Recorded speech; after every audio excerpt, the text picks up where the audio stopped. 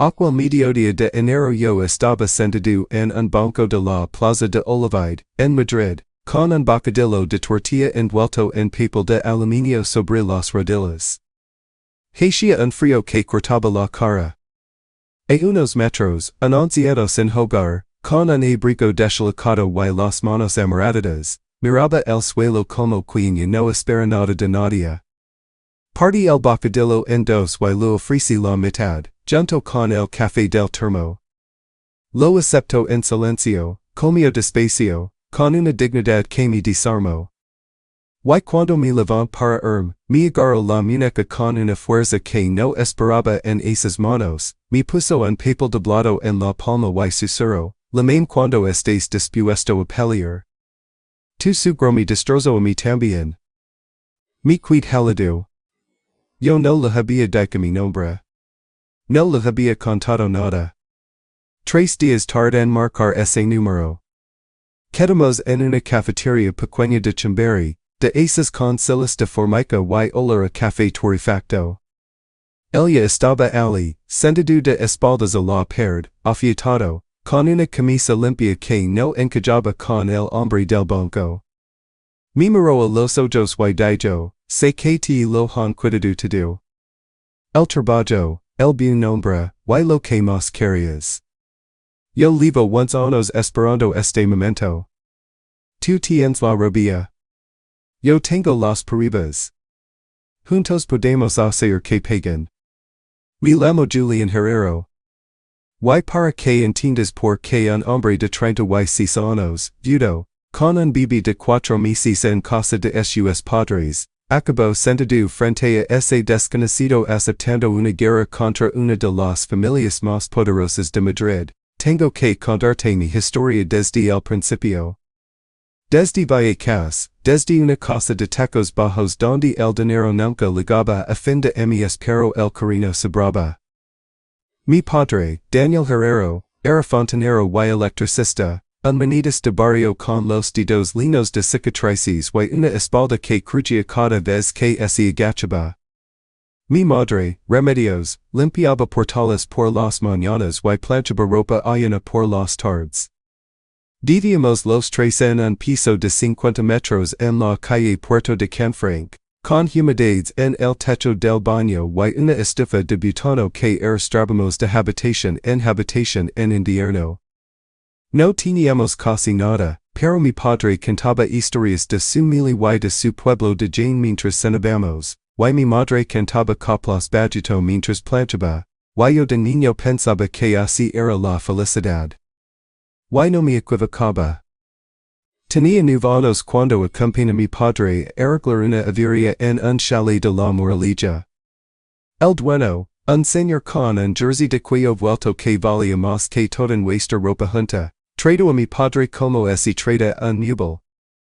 Lo habló sin mirar, lo eco en cara que tardaba mucho, y al pagarlo le tiró los billetes sobre la mesa en vez de dárselos en la mano. Yo aprieté los puños hasta clavar las uñas. Mi padre recogió los billetes sin decir nada, terminó el trabajo impecable, y en el autobús de vuelta me apretó la rodilla y me dijo, Julian, que nadie te haga sentir pequeño por ser pobre. Pobre es Inés. Indigno es hace uno solo. Tu estudia, hijo, que el saber no te lo puede quitar nadie. Y esa frase me la tacha por dentro. Estudié como un animal. En el Instituto Público de Vallecas sacaba las mejores notas con libros de segunda mano y un flexo que parpadeaba. Mi madre revisaba mis deberes aunque muchas cosas no las entendía, solo por estar a mi lado. Conseguí beca para la universidad y me licencié en economía con uno de los mejores expedientes de mi promoción. El día de la graduación, mis padres se sentaron en la última fila del paraninfo, mi madre con su único vestido bueno, llorando sin disimulo, y mi padre apretando la mano a la salida sin poder decir más que orgullo, hijo, que orgullo. Luego vino el golpe de realidad. Mandé curriculums a decenas de empresas. En una entrevista, el seleccionador miró mi dirección, levantó una ceja y preguntó, Vallecas, con el mismo tono con que se pregunta por una enfermedad. Ya te llamaremos, dijo. Nunca llamaban. Hasta que un día sonó el teléfono, el grupo Ortega, un gigante de la construcción y la inversión inmobiliaria con torre propia en el Paseo de la Castellana, me citaba para un proceso de selección.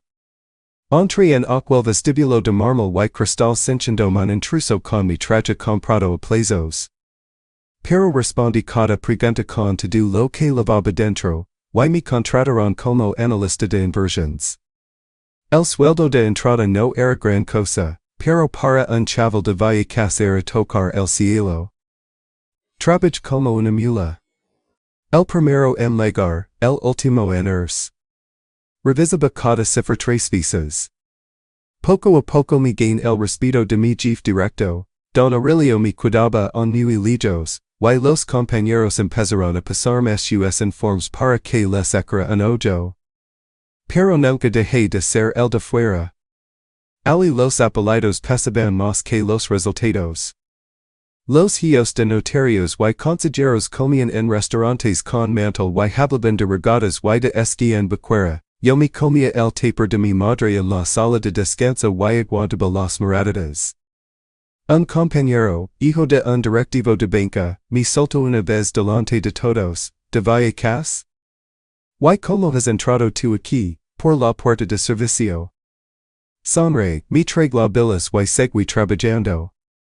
Había aprendido de mi padre que la rabia, o la conviertes en gasolina, o te quema a ti. Y entonces apareció Claudia. Claudia Ortega, la única hija de don Aurelio Ortega, presidente y dueño del grupo. La conocí en la fiesta del 40 aniversario de la empresa, en un hotel del barrio de Salamanca. Yo estaba en una esquina con un zumo en la mano, contando los minutos para poder irme, y ella apareció con un vestido azul sencillo, sin una sola joya, riendos de verdad en medio de tanta risa de compromiso. Se acercó y me dijo, tú eres Julián, ¿no? El que rehizo el informe de la operación de Valdebebas en una noche. Mi padre no te lo dirá nunca, pero ese informe le salvó de un ridículo espantoso. Me quedé sin palabras. Hablamos 2 horas. De números, de libros, de su sueño de largarse de ese mundo de apariencias. No se parecía en nada a sus hermanos, en ella Gonzalo, el mayor, un prepotente engaminado que firmaba lo que otros pensaban, en ella Fermín, el pequeño, un vago de carrera eterna que vivía del apellido. Empezamos a coincidir en los pasillos, en la cafetería, y cada coincidencia era menos casual. Luego vinieron los cafés fuera de la oficina, los paseos por el retiro, una tarde de lluvia repentina en que me agarró de la mano para correr a refugiarnos bajo un kiosco y, empapado y muerto de risa, me dijo, Julián, me encantan estos momentos en los que no hay que aparentar nada. Ají supe que estaba perdido. Y supe también que aquello había costado caro, porque ella era la hija del dueño y yo era el hijo del fontanero. Los rumores corrieron por la torre como la pólvora. Gonzalo me acorraló un día junto a los ascensores, ¿tú quién te has creído que eres, huerto de hembra? En ese te ocurre acercar de mi hermana. Poco después, Claudia me citó en una plaza cerca de la oficina, con los ojos rojos pero la voz firme, mi padre lo sabe. Dice que ese no te dijo, te despide y mi desheredada. Me da igual, Julián. Yo te quiero a ti. Ellos pueden quedarse con su dinero. Don Aurelio me convocó a su despacho del último piso, con Madrid entero a sus pies tras las cristaleras. No me ofreció asiento. Usted no pertenece a este mundo, Herrero, dijo, frío como el mármol de su mesa. Si insiste con mi hija, me encargo de que no vuelva a trabajar en este país. Se lo digo una sola vez. L'usage de la mirada y le conteste lo único que podía contestar, con todo el respeto, don Aurelio, a su hija la quiero, y eso no es negocia. Nos casemos 5 meses después en una iglesia pequeña de Vallecas, con mis padres, 4 amigos y los compañeros de mi madre del portal. Mi madre abrazó a Claudia y le dijo, hija, cuídamelo, que es lo único que tengo. Claudia se echó a llorar abrazada ella. De la familia Ortega no vino nadie. En una llamada, en una flor. Gonzalo le mandó a su hermana un mensaje que ella me enseñó con la mano temblando. Te has casado con la vergüenza de la familia. A todas las consecuencias. Las consecuencias llegarán en 3 semanas. Mi jefe me llamó a su despacho sin poder mirarme la cara. Julian, lo siento de verdad. Viene de arriba. Estás despedido. No me sorprendió, pero dolió igual, como duele que te arranquen algo que has regido con años de madrigones. Y no se quedaron allí. A Claudia le cerraron las cuentas, le retiraron hasta el último euro y le legó un burofax de su padre con una frase que no olvidar jamás, has elegido un pordiosero. Vive como tal. Ella lo rompió en pedazos y me dijo, mi familia sois tú y tus padres. Lo demás era una jaula con cortinas caras. Bus trabajo con unas y dientes. Mandé cientos de solicitudes. En una consultora mediana, el director de recursos humanos fue honesto, Herrero, tu curriculum es muy bueno, pero nadie te iba a contratar. Te has cruzado con los Ortega, y los Ortega tienen las manos muy largas. Lo siento. Hasta intent denunciarlo. Fui un abogado laboralista con lo poco que teníamos. A las 2 semanas me devolvió el anticipo. Julian, no hay caso que prosper sin pruebas, y las pruebas están todas dentro de su empresa.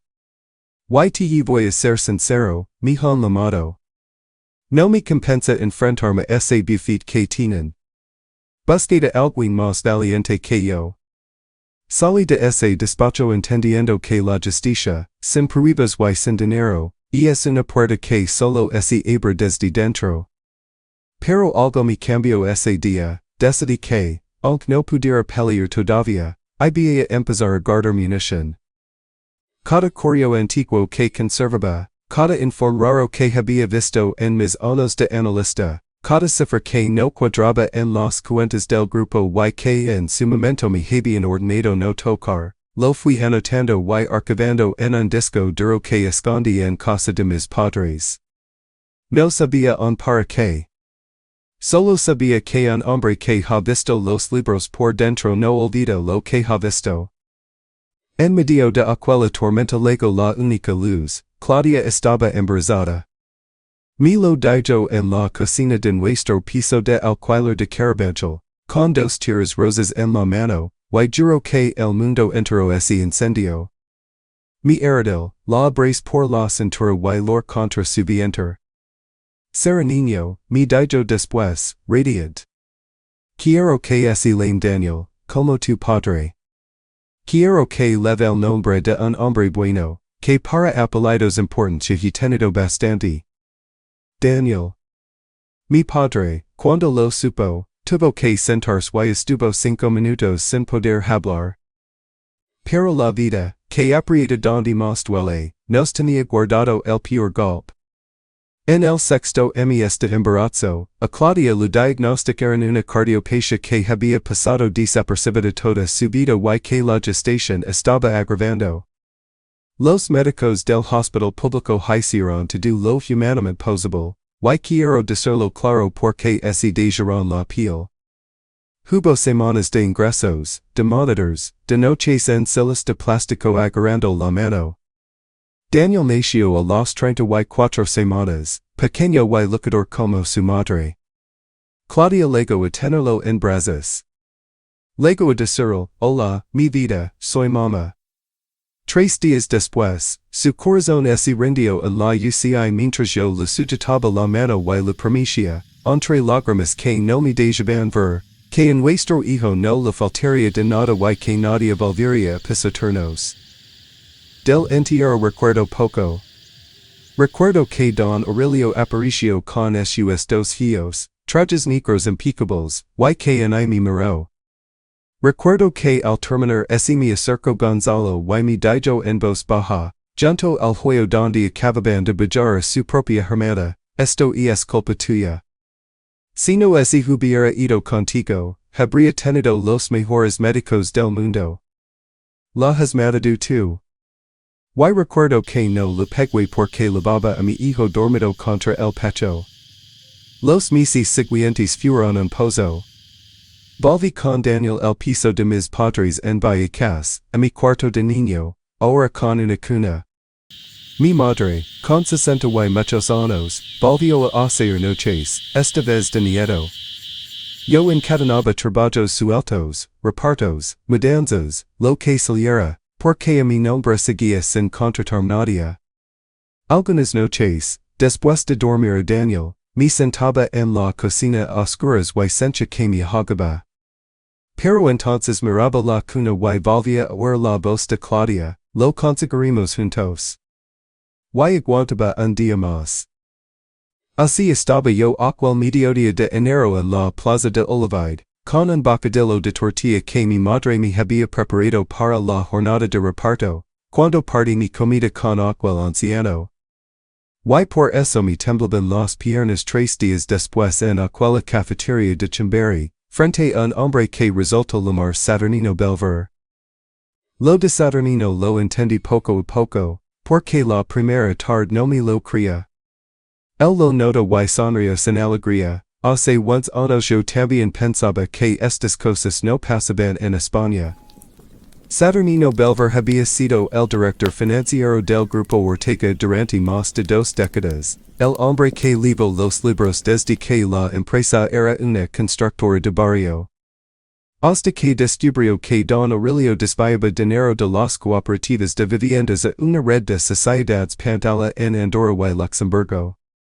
Cuando se negó a firmar las cuentas, Aurelio lo destruyó con el manual completo, lo acusó a él de la apropiación, fabricó documentos con su firma escondida, lo arrastró por los tribunales hasta arruinarlo en costas y abogados, y se encargó de que su nombre apareciera en la prensa como el contable ladrón. Su mujer murió durante el proceso, del disgusto, decía él bajando la voz. Perdió la casa. Acabó en la calle, primero en pensiones, luego en albergues, luego en los bancos de las plazas. Pero cometieron un error, me dijo aquella tarde, y por primera vez los 6 los ojos encendidos.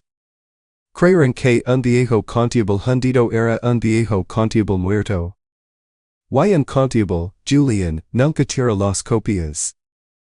Lavaba unos años guardando, en una caja de seguridad pagada con lo último que liquidó y renovada a base de privations que prefirió no detallar, los libros paralelos originales, extractos, contratos con las sociedades pantalla, justificantes de transferencias, hasta cartas firmadas de puño y letra por Aurelio.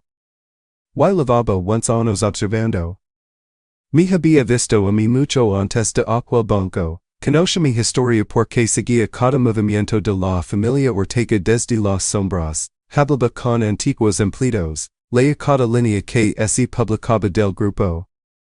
Cuando supe lo que te hicieron, y lo que le pasó a la hija, empecé a fijarme en ti, reconoció. Y aquel día en la plaza no fue casualidad que estuviera en ese banco. Quería ver de cerca. Necesitaba saber que clase de hombre eres antes de llegar la última bala con alguien. Y un hombre que parte su comida con un desconocido al que no le debe nada, sin cámaras delante, sin testigos, ese es el hombre que yo necesitaba. Porque esta guerra no se gana con rabia, Julian. Se gana con alguien que no se venda y que no se rinda. Lo enseñó mi disco duro. Cuando veo mis anotaciones de analista, las operaciones que me habían ordenado no tocar, las cruzó con sus documentos y le cambió la cara, mis números recientes eran la continuación exacta de su contabilidad antigua. Las mismas sociedades pantalla, unos años después, seguí entregando dinero. Esto, Dido golpeando suavemente la mesa con el dedo, esto en el pasado con el presente. Esto convierte en caso viejo en un delito que sigue vivo. Lupriga lo evidente, porque no vamos directos a la fiscalía. Mi miro como esi mira un hijo. Porque yo ya fui una vez por el camino recto, y el camino recto lo tenían comprado. Mi denuncia de hace unos años ese archivo en 3 meses. El inspector que llevaba el caso acabó de director de seguridad en una filial de Ortega, te lo enseñó cuando quieras, sale en el registro mercantil. Si entregamos esto a ciegas, lo enterrarán, y esta vez no habrá segunda oportunidad. Primero hay que hacer ruido. El ruido es lo único que los poderosos no pueden comprar internet. Cuando esto esté en todos los periódicos, cuando los accionistas tengan miedo y los socios extranjeros piden explicaciones, entonces ningún juzgado podrá mirar hacia otro lado. Vamos a desperar una sola vez, Julian. Y tiene que ser el corazón. Empezamos esa misma semana.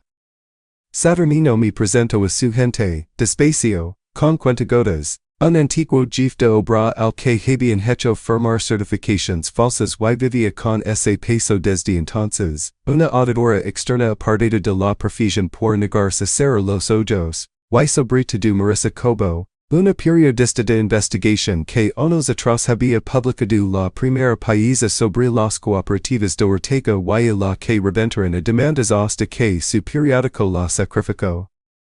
Trabajaba ahora en un medio digital pequeño y combativo, con el pelo gris recogido y una mirada que no pestañeaba. Llevo mucho tiempo esperando que alguien me traiga papeles de verdad, dijo cuando nos vimos en su piso de lavapiés.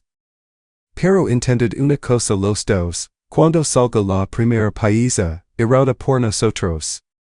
A por los tres. ¿Estáis dispuestos?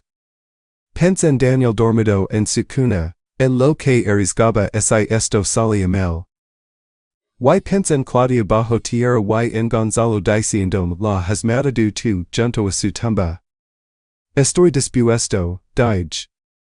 Aprendí cosas que un analista de vallecas nunca pensó que aprendería. A usar canales cifrados. A no repetir trayectos. A no lavar el móvil según que sigas. Cada noche, antes de salir a alguna reunión, besaba la frente de Daniel y le susurraba, esto lo hago por mamá y por ti. Mi madre no preguntaba, solo me abrazaba más fuerte que de costumbre y me decía, ten cuidado, hijo. Mi padre, que ese olía algo, me dijo una sola vez, arreglando un grifo conmigo un domingo, no sé en qué andas, Julian. Pero si es justo, hazlo bien hecho. Y si no es justo, no lo hagas. Lo prometí que era justo. La primera pieza de Marissa salió en martes, las sociedades opacas del Grupo Ortega, el dinero de las cooperativas que cruzó los Pirineos. Sin acusaciones directas, solo documentos, cifras y preguntas. La ley en la cocina de mis padres con el corazón a 200. Por primera vez en años no me sentí una víctima. Me sentí un hombre devolviendo el golpe. La reacción fue inmediata. Don Aurelio convocó una rueda de prensa con su sonrisa de bronce, son difamaciones de competidores despocados. El Grupo Ortega lleva 40 años creando empleo y riqueza en este país. Gonzalo y Fermín ascension detrás como dos figuras, pero yo, que los conocía, six el miedo en como Fermín no sabía dónde poner las manos. Y esa noche Saturnino me llamó por la línea segura, bien. La primera piedra está en el estoque. Ahora, paciencia.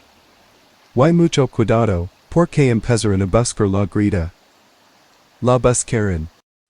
Un antiguo compañero me avisó por un conocido común, habían contratado detectives, estaban interrogando a media plantilla, revisando ordenadores. Las semanas siguientes fueron de solta documentos con cuentagotas, cada uno un poco más grave, las certificaciones de obra falsificadas, un correo interno ordenando inflar valoraciones de suelo, la prueba de un pago a un técnico municipal por recalificar unos terrenos. Otros medios se subieron a la ola. Pequeños accionistas empezaron a hacer preguntas incómodas. Un fondo alemán congeló una operación conjunta hasta que se aclaran las informaciones. La acción del grupo, que cotizaba en el continuo, empezó a deslizarse cuesta abajo. Y entonces pasó lo que Saturnino llevaba once años esperando, gente que había calado por miedo empezó a hablar. El jefe de obra dio el paso y declaró antinotario. La auditora apartada entregó sus informes vetados. Y una tarde, Marissa no citó con urgencia, una antigua secretaria de presidencia, ya jubilada, conservaba grabaciones. Reuniones donde se oía don Aurelio, con esa voz inconfundible de mármol, ordenando arreglar al inspector y juntar al contable hasta que no levant cabeza. Cuando Saturnino escuchó aquello, aquel hombre que había sobrevivido a once inviernos en la calle, se tapó la cara con las dos manos y lloró como un crío. Ahí está, repetía. Ahí está mi nombre, volviendo a casa. Con el escándalo en todas las portadas y la acción desplomándose, los accionistas institucionales forzaron una junta extraordinaria. Esta vez no la controlaba Aurelio, la pedían fondos que representaban más capital que toda la familia junta. Saturnino tenía todavía un amigo dentro, un consejero independiente de los primeros tiempos, Yameir, que le debía la carrera. Por el supimos día, hora y orden del día. Preparamos el golpe final como se prepara una operación a corazón abierto, el expediente completo, ordenado, indexado, cada documento original casado con su copia, las grabaciones transcritas y parciadas. Una copia certificada fue a la Fiscalía Anticorrupción, pero ya no a ciegas, entró acompañada del clamor público, con 3 medios nacionales publicando en cadena y media España pendiente. Otra copia, a los principales accionistas. Esta vez no había alfombra lo bastante grande para esconder aquello. La junta la seguí en directo por una conexión que nos pasó el consejero. Aurelio subió al estrado con su soberbia de siempre, pero le temblaba el papel en las manos. Un representante de los fondos se levantó con el expediente en alto. Señor Ortega, explíquenos estas transferencias, estas sociedades, estos pagos que figuran en sus propios correos. Murmulos. Gonzalo Pulido. Fermín mirando a la puerta. Aurelio levantó la voz. Todo eso es falso, es una conspiración para robar la empresa. Y entonces, en mitad del silencio, alguien conectó una de las grabaciones a la megafonía de la sala. La voz de Aurelio Ortega, nítida, ordenando comprar al inspector. Te juro que a través de la pantalla se oía la respiración del público. Un accionista histórico, socio suyo durante 30 años, se puso en pie. Propongo el cese inmediato de Aurelio Ortega y de sus hijos de todos sus cargos, y la colaboración plena de esta compañía con la justicia. Se votó en media hora. A favor, una mayoría aplastante. By Aurelio gritar algo que los micrófonos ya no recogen, porque nadie lo escuchaba. El imperio se le caía encima en directo, y lo había tirado abajo el hijo del fontanero al que ni siquiera ofreció una silla. Semanas después, el nuevo consejo convocó otra junta para informar a los accionistas, y el consejero amigo de Saturnino insistió en algo que al principio nos dio vértigo, que diéramos la cara. Los rumores os van a inventar, dijo. Mejor que España oiga la verdad de quienes la pagarán. Y fuimos. Recuerdo el salón de actos en silencio cuando el presidente de la mesa anunció, hoy nos acompaña don Saturnino Belver, director financiero de esta casa durante 22 años, cuyo nombre fue injustamente destruido. Saturnino camino al atril despacio, erguido, con un traje que lo habíamos comprado entre Marissa y yo, y canto su historia con una serenidad que pasaba más que cualquier grito, la estafa, la falsificación, los once años de calle. Cuando terminó, me miró, pero yo solo no habría podido. Hubo un hombre que lo perdió todo a manos de esta familia y que, aun así, una mañana de enero partió su comida con un mendigo sin saber quién era. Julian, subí con las piernas de gelatina. Conti lo mío, Vallecas, los años de trabajo, Claudia, el despido, las puertas cerradas, su muerte, mi hijo. No he hecho esto por odio, dije al final, y así me quebró la voz al decir el nombre de mi mujer, lo he hecho porque a la gente como mis padres, como Saturnino, como Claudia, nadie tiene derecho a pisotearla. Lo he hecho para poder mirar a mi hijo a los ojos el día que pregunte por su madre. La sala entera se puso en pie. Y supe que en algún sitio, ante alguna pantalla, Aurelio, Gonzalo y Fermín estaban descubriendo quién había sido. La justicia, esta vez sí, hizo su trabajo, porque ya nadie podía comprar el silencio. La instrucción duró casi 2 años, y no os voy a engañar, hubo momentos de desánimo, recursos, maniobras de sus abogados carísimos. Pero las pruebas eran granido. Aurelio Ortega fue condenado a 9 años de prisión por estafa, falsedad documental, blanqueo y cohecho, y a devolver más de 40 millones, entró en la cárcel con 71 años, y no por viejo dejó de ser gesto. Gonzalo, 5 años por cooperar en la falsedad y el blanqueo. Fermín, que en el fondo solo había firmado lo que le ponían delante, pacto 2 años y la inhabilitación, y no pisó la cárcel, pero sí los juzgados durante mucho tiempo. A Saturnino el tribunal le reconoció expresamente la inocencia de aquella causa antigua, salió en los periódicos con su nombre limpio, rehabilitado el contable que dijo no, y la empresa le pagó una indemnización con la que se compró un piso pequeño y salido en Chambéry, a 3 calles de la cafetería donde empezó todo. Los domingos viene a comer a casa de mis padres y lo enseña a Daniel a jugar al ajedrez. El niño le llama abuelo Satur, y a él se le empanan las gafas cada vez que lo oye. Y yo. El nuevo consejo me ofreció volver. No de precedente en nada de película, me ofrecieron dirigir el área de análisis y control, justamente la que debía vigilar que nada de aquello volviera a pasar. Lo hablo con mis padres y con la foto de Claudia que tengo en la mesilla, y acepto. Con los años y mucho trabajo he ido sabiendo, paso a paso, como es sub de verdad. Saca mis padres del piso de las humedades, no quisieron irse de Vallecas, así que les compré uno en el mismo barrio, con ascensor, calefacción y un balcón donde mi madre tiene ahora más macetas que la floristería de abajo. Mi padre sigue arreglando grifos, pero solo a los vecinos y por el gusto de hacerlo. Y Daniel Crisano, preguntan y cabezota como su madre. Cada noche le enseño una foto de Claudia y le digo quién fue, como rea, y lo mucho que peleó por él antes de conocerlo. A veces, los domingos, compro un bocadillo de tortilla y me siento en aquel banco de la plaza de Olvidó. Y pienso en todo lo que empiezo por partir un trozo de pan. Si has llegado hasta aquí, quiero dejar lo que esta historia me enseñó a mí, por ese algún día te hace falta.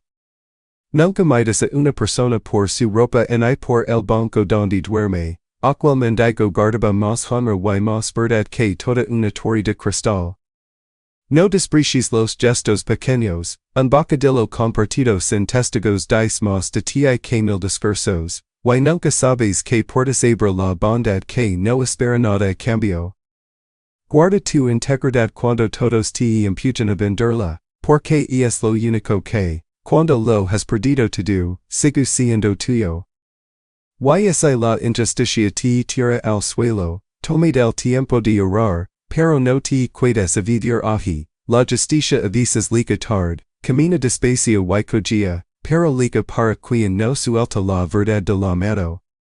Yo soy hijo de un fontanero y de una mujer que planchaba ropa ajena, y puedo mirar a mi hijo a los ojos. Que nadie te haga sentir pequeño por venir de abajo. De abajo es de donde más cuesta subir, y por eso, cuando subes, nadie te puede contar como se hace, lo sabes tú. He reflexionado sobre esto durante 1000 noches, y lo que siempre vuelvo es a que nada en mi vida ha sido casualidad. La mañana en que partí mi bocadillo por la mitad en aquel banco de olivide, no intentaba ganar nada. Era un hombre destrozado alimentando a otro hombre destrozado porque eso es lo que mi padre me enseñó con sus manos colosas y su silenciosa dignidad. Pero ese pequeño gesto, hecho sin que nadie me viera, fue precisamente lo que abrió la puerta que Saturnino había estado custodiando durante unos años. La bondad sin público es la prueba más verdadera de quien eres, y Saturnino había esperado toda su vida encontrar alguien que la superara. No voy a fingir que la venganza fue limpia. Cuando el agosto relió en aquella grabación, cuando su imperio desmoronarse en tiempo real, una parte de mi quería sentirme triunfante, y en cambio solo me sentí cansado, triste y externamente vacío, porque Claudia seguía sin estar y ningún veredicto jamás la devolvería. Lo que aprendí es que la justicia y la venganza no son lo mismo. La venganza quiere que alguien sufra. La justicia exige que la verdad vuelva a imponerse. Aurelio fue a prisión no porque lo odiara, sino porque los números no mencionan y nos negamos a que quedaran ocultos. La causa fue su propia avaricia, sembrada años antes de que yo naciera, y la cosecha era inevitable. Solo hacía falta alguien dispuesto a mirar hacia otro lado. Si pudiera dar tres cosas a mi hijo Daniel para cuando se mayor, serían estas. Sé una persona decente, incluso cuando te cuesta caro y aunque nadie lo sepa, porque el carácter forjado en privado es el único que resiste cuando llega la tormenta. Use la cabeza, no solo la ira, porque Saturnino me enseñó que la rabia quema a quien la alberga, mientras que la paciencia y una sola verdad bien dirigida pueden derribar una torre.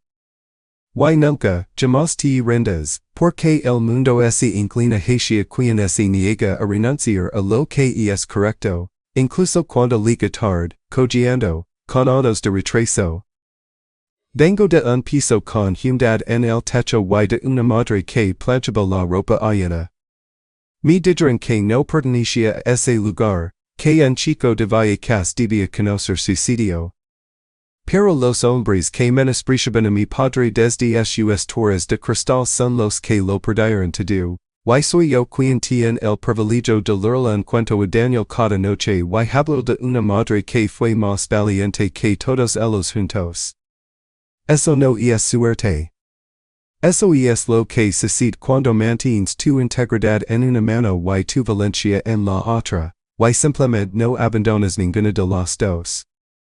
Si la vida te ha derribado, Laura ese lo necesitas, pero no te quedes ahí. Levántate. La verdad es paciente, y tú también deberías serlo.